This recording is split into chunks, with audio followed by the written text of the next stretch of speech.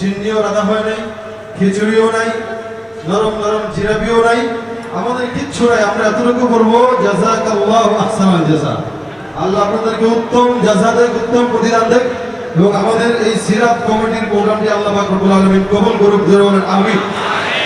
আসলে এখানে আমাদের কথা বলাটা মানুষই না, কারণ আমরা এখানে আয়োজক কমিটিতে আছি। আমাদের এই সম্পূর্ণ এই এলাকা ভিত্তিক যারা আমরা মসজিদের খতিব সাহেবরা আছি, ইমাম সাহেবরা যারা আছেন, এনাদের আয়োজনে আজকের আমাদের এই প্রোগ্রামটি সিরাত কমিটি। তো আমরা যে আলোচনাগুলো শুনছিলাম, চমৎকার চমৎকার আলোচনা শুনছিলাম। আমি একটা কথা বলতে চাই, বাংলাদেশে এই মুসলমানের দেশে যারা স্বপ্ন দেখে যে বাংলাদেশের তৌহিদি জনতার স্বপ্নকে ঘুরিয়ে দিয়ে এই দেশে বেদাত জারি করবে, এই দেশকে সন্ত্রাসযুক্ত করবে, ইনশাআল্লাহ এই দেশটা কিন্তু সাধারণ কোনো দেশ না। এই দেশে শাহজালাল রহমতুল্লাহ আলাইহি জন্মগ্রহণ এসেছেন, এই দেশে শাহপরান এসেছেন, এই দেশে শামসুল হক ফরিদপুরি এসেছেন, এই দেশে শাইখুল হাদিস আল্লামা আজিজুল হক রহমতুল্লাহ আলাইহি এসেছেন, এই দেশ সৈয়দ ইসহাক রহমতুল্লাহ আলাইহির দেশ, এই দেশ ফজলুল করিমের দেশ, এই দেশ নুরউদ্দিন রহমতুল্লাহ আলাইহির দেশ, এই দেশ আল্লামা মামুনুল হক সাহেবের দেশ। এই দেশে কেউ যদি চিন্তা করে চক্রান্ত করে ইসলামকে নষ্ট করে দিবে, ওর স্বপ্ন ঘুমের ভিতরেই থাকবে, জিন্দেগিটাও পূরণ হবে না, পূরণ হবে না।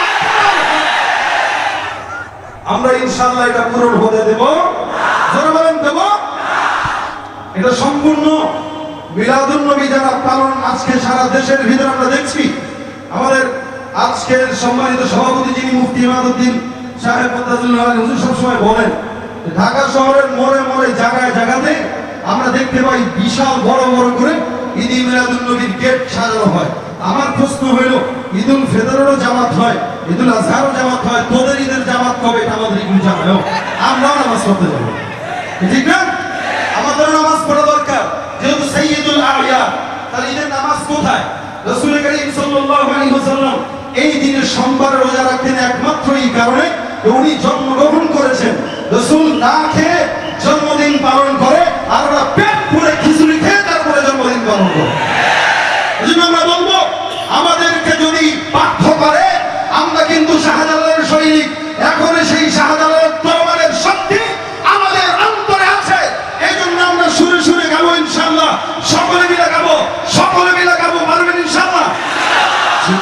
শাহজালালের নির্ভীক সৈনিকেরা খতম কর গোবিন্দের ওই চেলা চামুন্ডা গোলা। ওলিদের এই ভূমিতে বিপ্লবেরই বসার জ্বালা, ওলিদের এই ভূমিতে বিপ্লবেরই বসার জ্বালা। ছুটে আয় শাহজালালের নির্ভীক সৈনিকেরা খতম কর গোবিন্দের ওই চেলা চামুন্ডা গোলা। ঠিক কিনা?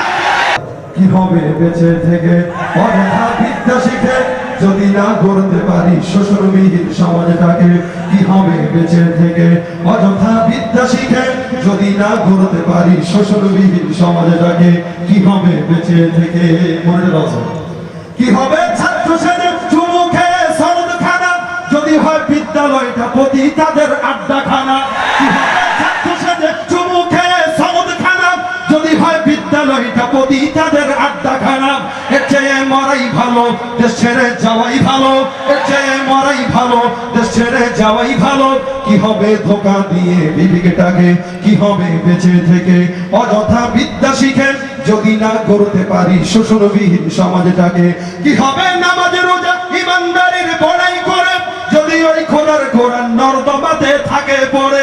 কি হবে নামাজ রোজা ইমানদারির বড়াই করে যদি ওই খোদার কোরআন নর্দমাতে থাকে পড়ে?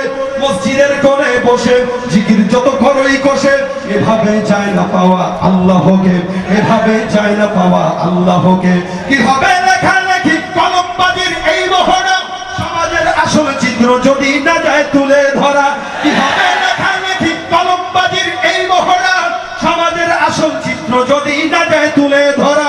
যদি ওই ঘুষের বলে কলমটা উল্টো চলে, যদি ওই ঘুষের বলে কলমটা উল্টো চলে, তবে কি যাবে রুখা দুর্নীতিকে?